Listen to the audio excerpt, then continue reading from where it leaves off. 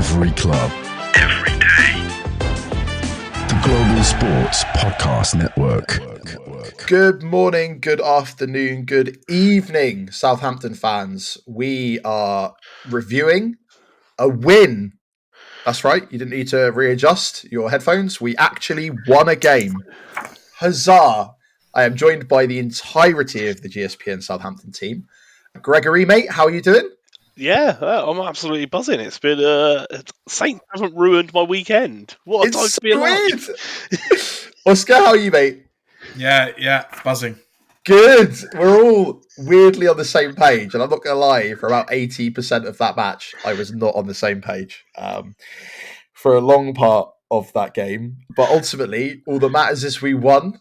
A winner from Paul Onuachu, which realistically I would have counted as a winner from Sulemana, which means that I'm about a couple of. I'm a poor save away from having to spend money on a new Southampton shirt. That's where I'm at. Obviously, if people don't know, I've got a bet going on with the Saints Network podcast where if Sulemana scores a match-winning goal, I have to buy a shirt with his name on it. I thought that was the safest bet in history. Not looking likely anymore, but there we are. So obviously, it was a bit of a weird one. We came into it with a bit of a changed lineup. So how does everybody feel about the lineup? And then we can talk about subs and that kind of stuff too. Oscar, what did you think? Were you happy with the lineup? Yeah, I mean, I don't know that the shape was dramatically different, but I think Wellington, added a bit of dynamism that I think was missing up that side.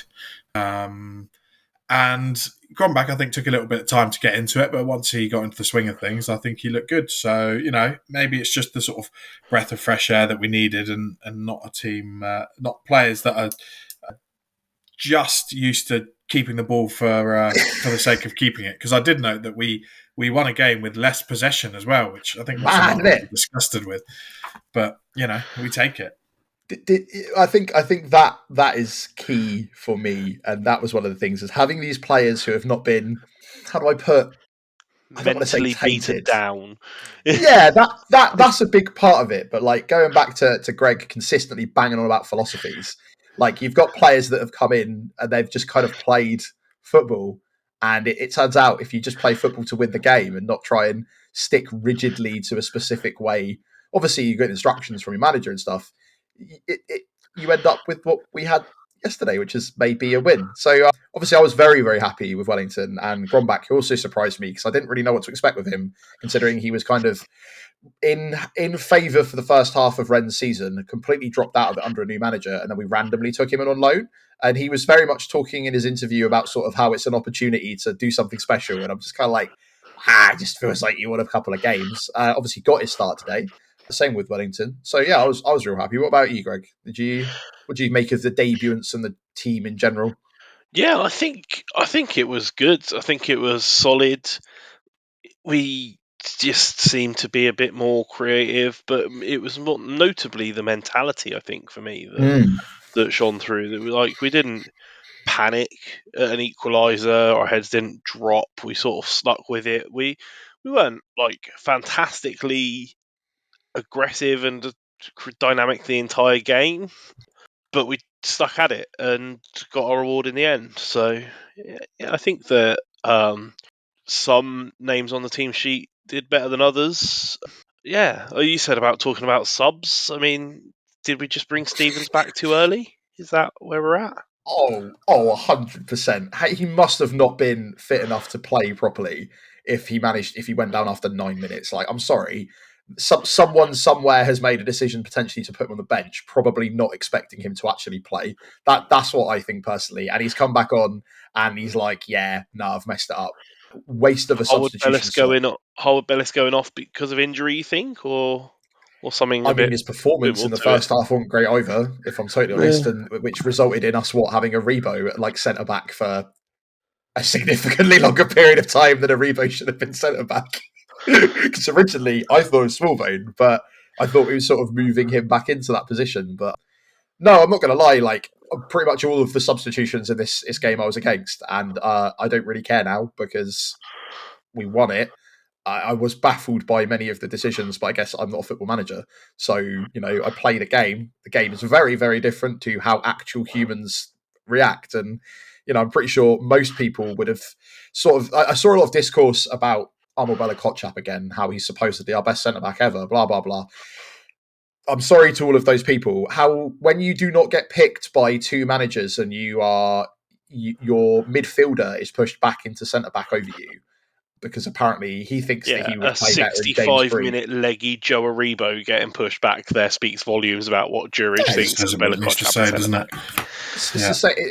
Like, obviously he's not come out in public, and I would be the type of character he is. I'd expect him to maybe just be honest about that, but maybe there's stuff going on behind the scenes. But like, then there has to be decision making there, and I feel like it can't be that two managers in a row who are completely different people have come to the same conclusion, and he's not started or playing. And where I'm at is there must be reasons behind that. And I know that everyone thinks that we're crying out for him all the time, but like, James Bree's been solid. Nathan Wood's been pretty solid. I just don't see him getting ahead of them because he had a couple of good games back in 2022. Like, he didn't get bought by the club that he went out on loan to. He's still not played. He's still not played the under 20. We didn't even see him in the under 21s because he was training with the first team. Maybe we'll see him, and maybe we'll be wrong, like with Sulemana and Onuachu. But the difference is that both of them have done enough to impress the new manager to get in the starting lineup. So weird substitution, maybe. But again, the whole Stevens thing, like bringing it back to our original point, yeah, 100% he was brought back too early. Like, he's obviously not over his injury, or otherwise you wouldn't go off after 9 minutes, would you? I didn't know if it was the same injury or he just picked up a different one, and that's sort of the stage he's at. It was something with his ankle, it looked like, but I don't know what he was They've out been with in quite the first quiet with place. what his they've been quite quiet with what his injury was in the first place. But I think they said yesterday that it was muscular. I think Jurich said it looked like that he's grabbing his leg Stevens constantly. he said Stevens was muscular and Harwood Bellis was to do with his ankle, supposedly. But I think they said Harwood Bellis should be fine. Stevens is a bit more of a concern. I feel bad for him. It's kind of weird. Like, I'm not a huge advocate of him coming straight back in after what's been going on, and maybe he'll be eased back into it, kind of thing. Anyway, and it must suck. And then watching him put the captain's armband on to then just take it off 5 minutes later. Yeah, it can't be nice, and it can't be like but ultimately it's like whatever to win the season. I think you summed it up, Greg, right? Like, how much of the season has he missed due to suspension at this point? Like 43% or something. But at Christmas it was about 43%. Yeah, but and obviously dropped on now top of because of injuries, injury. like, it's not ideal. Maybe he'll come back. Maybe he'll put in. But like, would you drop anyone for him? I feel like Taylor Harwood Bellis has dropped a little bit out of form recently, and I can see mainly it being frustration. He was at fault for the goal at Manchester United. One of the goals towards the end, he's kind of not being as defensively strong, in my opinion, as Jan. But again, like, it must be He's really gone off hard to with a go. knock. Maybe he's been nursing something quietly as well. Potentially, it's got to be hard that you've stepped up to this sort of senior position in the team, and we forget he's not as old as we think he is. It's got to be difficult. I think he's been a little bit rash. I think that even their goal yesterday, he's come flying out to try and get a header that, all right, yeah, if he wins it, he's done well, but he's got nowhere near it. He's left Jan Bednarek 2v1. So Russell Martin bravery that's instilled into all of our team now. Bravery, which has resulted in us shipping more goals from mistakes than any other team. But obviously, the we'll old chat some more about there it. being a fine line between brave and stupid. It's like the definition of insanity, mate, isn't it? So it all flaps up. But we'll hear some more from all of the team after a word from our partners at Zencastr. Yeah. So here at the Global Sports Podcast Network, we spent a lot of time selecting our delivery platform, and Zencastr came out the clear winner with 4K video recording from your phone and AI editing that automatically removes all those ums and ahs. It's super easy to start a podcast that sounds great and is delivered efficiently. If you're ready to tell your story, check out the link in the show description to learn more about Zencastr. Right, yeah, we are back. So obviously, the first half was a bit dramatic. We saw us go ahead and us do that other thing that we do, which is collapse, but they're not actually collapsed this time. We managed to make it to half time with it being 1-1. So what did you make of the Aribo goal, Oscar? Have you had a chance to see it? Yeah, it was refreshingly caused by a big long ball up to your 6'10" striker, and a knockdown is what started the attack up. And I do find it interesting because actually, I don't want to go back to Russell Martin too much, but you would have thought, given the big criticism is you've got no plan B, it's all playing out from the back. Playing out from the back encourages the other team to press. Who better than to have to break that press than a tall striker that you can knock it straight over all of them? So I'm surprised that he didn't use it when you've got probably the best option for it. But anyway, it worked. Knocked down. Look, it's not the prettiest finish in the world, but to be honest, it probably actually helped, because if he hits that clean, it's probably going about 6 miles over the bar. So sometimes, you need the gods with you, and I think on this time it was. So yeah, can't complain about a goal. Wholeheartedly agree. About you in the same boat, Greg, or is anything to add? No, I thought it was great. Scored a goal, fantastic. Does that take Aribo to our top scorer of the season now? Is that 3 he's got? Maybe. I don't know. I'm waiting for any of them to get past 2 at this point, right? Like that seems to be. That's his 3rd goal. I think so. I'll look it up while we have a look. While we move on. put him up front. So yeah, obviously. However, we do need to talk about their goal. So that was a bit hairy, right? I feel like we probably should have done better defensively. Obviously, that was when what I can only refer to as the social media meltdown started, which was very, very quickly cut off once we actually won a game. But that was our typical, usual, oh, here we go again, from sort of probably a situation where most people should have done better. And yeah, it's less than ideal, but obviously the fact that we were able to hold on afterwards, and some of that's due to the fact that they missed a lot of their chances, but some of it's also good defending. Ramsdale put some heavy saves in as well to keep us level. He had one-on-one save that I don't think McCarthy makes, so that's the difference, right? I think ultimately it's probably the difference between the two teams, because Muric probably could have done better with both goals. Yeah. So that's where spending that 20 odd million on Ramsdale, has probably got us 3 points in that game. So yeah, that's the thing, right? Like I know that you discussed previously, if we'd gone in for Liam Delap, would we have potentially been better off than if we'd actually got him? Potentially, but if we hadn't managed to pull off the Ramsdale sort of transfer, it wouldn't matter if we managed to get through some of the games with 3 goals. We'd have definitely conceded 4. We've most of us have been there for the games of, and it's not too much criticism on Alex McCarthy and Joe Lumley. They're just not as good as Ramsdale. Simple as that, really. And with some of the mistakes we've made this season, they were always going to ship goals. So it's nice to have. It's going to be sad when he goes, and then he can add another accolade of relegation to his utility belt of relegations at this point, before he goes on to clearly better and brighter things. Or he'll stay. Yeah. I can't see it happening. We probably want to get the money back by that point. But do you not have faith that we're going to stay up now? Then is this not the start of the comeback? Right, is this all right? So let's get into that. No, not at all. We managed to beat the team above us, where pretty much the rest of the season and all of last season, if you had told me during the championship that we're coming up against Ipswich, and I'm sorry to Ipswich fans, I would have said we should have beaten them comfortably, and I don't think that really should have massively changed from us coming up. Obviously, we made it real big struggle the first time round and drew with them.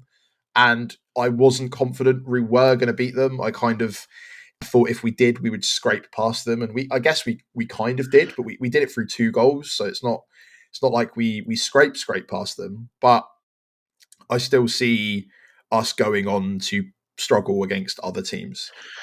If it does boost their confidence, and we get to a point where all of a sudden we start picking up 2 or 3 wins, who knows? Stranger things have happened, and I think the state of the bottom of the table, and even looking at teams like Spurs and United and stuff, anything's possible this season. But that would be truly the greatest escape of all time, and I would rather not boost any level of sort of self-confidence that we can manage it. I just think that they're just a bit too far out of reach. If we're being honest, you'd want of course. another team. You'd like Everton to have 4 less points to be right down amongst it, because realistically, we've only got Wolves, Leicester, and Ipswich to get past, and of those teams, based on current form, even if we go on a proper streak, it feels like Leicester's the most likely, right, to clinch it. I mean, even Wolves got a win yesterday. And Yeah, it's Cunha's funny, just you signed say that. into a long way away. Everton beat Leicester 4-0. Obviously, Yeah. we beat Ipswich, and it's still a long way though. So look at the table. Yeah. We now have 9, and Wolves are in I'm more 17th with confident 19. that So we're not going to be the worst team in Premier League history, and I maybe fancy our chances against Burnley next week. That's the optimism we've got to take That's from it. the thing I'll say as well, is if we can get them that monkey off our back of being the worst Premier League team, and they suddenly do get over the next few games, if they do get that 11-point mark, all of a sudden the pressure's off. What they can't lose much for the rest of the season, and Yeah. so maybe that might help take the handbrake off a little bit. So I'm not saying that I think we will stay up, but Maybe you we know, give if ourselves it a better means go we of it. if it means we could get more entertainment out of the rest of the season, I'm kind of there at this point, because I don't know how many more like harrowing 5-0 drubbings I can manage. It's just I should not be the norm at this point, but is feeling and starting to become the norm. So this is like a little bright spark. And again, like I flick back to that Sheffield United fan that just said you need to enjoy every single moment, every single goal, every single win. For this weekend we won. Was it scrappy? Yeah. Was it in a way that we would have probably won any of the games that we were intending to previously? No. Did we get it over the line though? Yeah. Somehow. Yeah. We managed to hold on to a lead. We managed to hold on to a lead when it went into extra time. That extra time, it didn't feel like we were threatening too much either. So it's just The only nice. thing I'm a bit sad about is that exact series of events didn't happen at St Mary's, because a Rebo scoring first is always going to light the crowd on fire with that song, and then a tall Paul winner might just blow the roof off St Mary's. That would really be the icing on the cake. I have some thoughts on that, so I'll hold you to it once we hear from our partners at the Global Sports Podcast Network. So, the Global Sports Podcast Network is changing the face of football podcasting with dedicated daily content for every Premier League team, women's football, fantasy football, and a daily Premier League wrap up, broadcasted in 5 different languages. This is your one-stop shop for your daily football fix. Find GSPN wherever you find your usual podcasts. We are back. So, now, this might get me in trouble, which is fine. I'm used to that. If it happens at home and we go 1-0 up and Joe Aribo scores, right, and then they equalise, what's the fans' reaction at that point? Because I've noticed that is a thing that sometimes can happen, that becomes difficult, and is one of the maybe contributing factors to the mentality at home specifically, is that the crowd is really good in parts, but there are times where our frustrations boil over. And like, I'm talking about it personally as well. And it's like, oh, here we go, we're falling apart again. And like, if everyone in the stadium has that level of energy, surely that's absorbed on the field. Whereas when we play away, like, our away fans are amazing, mainly because you've got, usually sellout crowds going to watch the bottom of the Premier League, not really expecting much. So quite happy to just have a day out and sing along the way. So like, it would be incredible, Greg. But I wonder, would it have happened at St Mary's?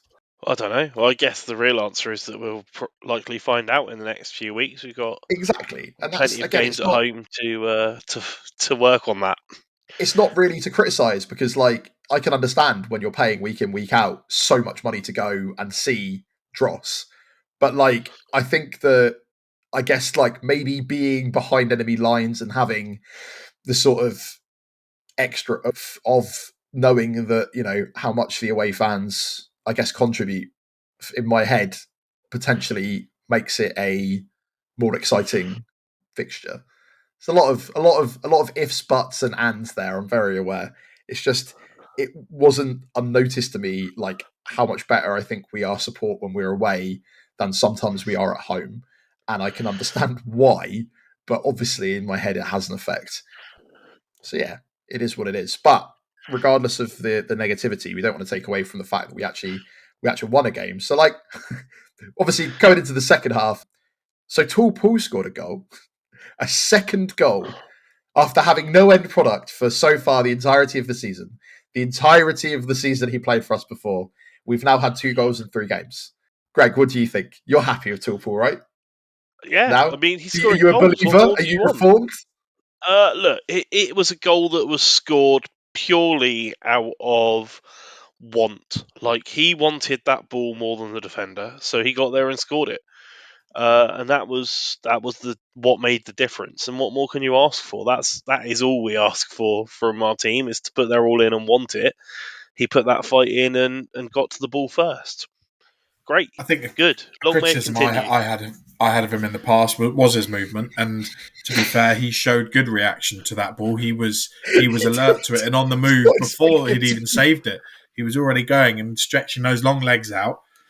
He's got his toe on it, so fair play to the lad. 100%, because I'm not going to lie, the rest of the game, there was a lot of the game where the ball was getting to him and going miles away into the Ipswich players, or alternatively out. And it was like, Ramsdale may have been kicking it out. And it was doing my head in. And honestly, he was one of the players that I was like, I'm surprised we didn't sub him off. So, I feel bad for that. I'll come to you, Oscar, on. So obviously, Tall Paul gets the plaudits, but the man that really changed the game that Ipswich didn't have an answer for was obviously Sulemana, who was out with injury, was slightly worrying. I was worried he would come back and not be the same Sulemana that left, not as bad as his long-term injury previously, but I was worried that was potentially what's going to happen. He came back in. It was his strike that resulted in that goal, realistically. If he's not pulling off that hit, I don't think, you're going to get Paul scoring off the recovery of it. So what do you think with him? The positivity, right? Like, again, I don't think something we would have necessarily seen under Martin, and it's not criticism. It's just, that is the way he wants to play, and probably why he didn't get the best out of Sulemana, because he is, I'm going to get the ball, I'm going to get at someone, I'm going to try and shoot most likely, or vaguely attempt to cross. And that's probably why you're seeing better of him now, because he is that. And I think it probably helps coming on against tired leg. A bit like, I think I was listening to someone talking about it with Onuachu, like, sometimes when he's been playing for a whole game, he does look a bit leggy towards the end, and he's not, and he can be quite effective when he's fresh. And I think that was the case with Sulemana. And probably as a fullback, if you've been playing for sort of 70, 80 minutes, he's probably the last player you want to see from Southampton come on, maybe Dibbling as well, as I'm sure Lenny Yoro will attest to from Man United. So yeah, I think again, fair play to him, because he has knuckled down. I know he's done things that that not everyone's been happy with at times, but he hasn't ever really, at least outwardly, moaned, and he's been given a chance and he's taking it. So hopefully, maybe we just need to manage him in a way, if he has got this long-term injury, where he does come and do fits and bursts, rather than can be one that we rely on for 90 minutes. But we'll just have to sort of see. But yeah, fair play. I didn't think it was going to come round. I'm sure you didn't, judging on your bet. So not at all. I'm not going to lie. Yeah, 100% not. I'm really, really glad to see it. Obviously, we saw Adam Lallana get on the field again for more than like 5 minutes, which was wild. I can't remember seeing him a lot, but I'm guessing you could see that he was organising the sort of, I guess, the calmness on the field a little bit towards the end. I did feel for Dibbling not being able to, but it made sense if Wellington went down, was already on a card. I felt bad that he kind of got stripped and ready and then didn't get to see the win through.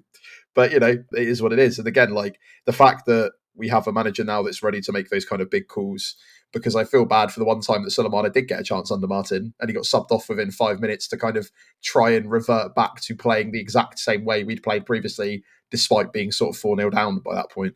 So, to be fair, yeah. I think Lallana was the one that was sort of encouraging him to get up the pitch a bit more and adding a bit more of a voice, that's where we need him at this point. And yeah, okay, if he can only do bits and pieces, that's fine. But his experience and getting them up, I think, partially is what led to us scoring that goal, rather than just, I think in the past we might have got deeper and deeper and deeper and deeper and pushed back till eventually they got one in. So maybe that had an impact. You can see in the build up to the goal him literally ushering players up the pitch and shouting.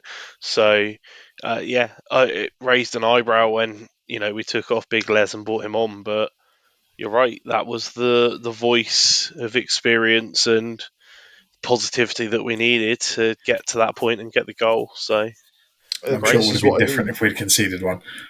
True, but this is also, I guess, what I mean. Where, as fans, we will have the right to voice our opinion. I can be as mad as I want about certain substitutions. That doesn't mean that we're not going to question them. But ultimately, like when these decisions are made, these managers are paid significantly large amounts of money, and have been in. Jurik's been in football management for a long old time. And maybe in the future we'll look back on the way that we had Russell Martin, like we do with Pochettino now, which is, wasn't it great that we gave him his first opportunity into English management? But ultimately, not having a plan B really did screw him up. And it does now feel like we sometimes play the game differently depending on our opposition. And it's actually really, really lovely to see. And sometimes that means that we are not going to see like for like substitutions that we would expect. And that's kind of how I felt yesterday, is I feel like, oh, well, that's kind of mad. We should have brought this person on. We should have brought that person on. Ultimately, what he did and the changes that he made and the players that came on are the ones that changed the game and won it. So long may long may myself be wrong with my predictions, if it means that we consistently win. Do I think we're going to go on to win every game the rest of the season? No. Am I more confident that we can now beat that horrible, horrible points record? Yes.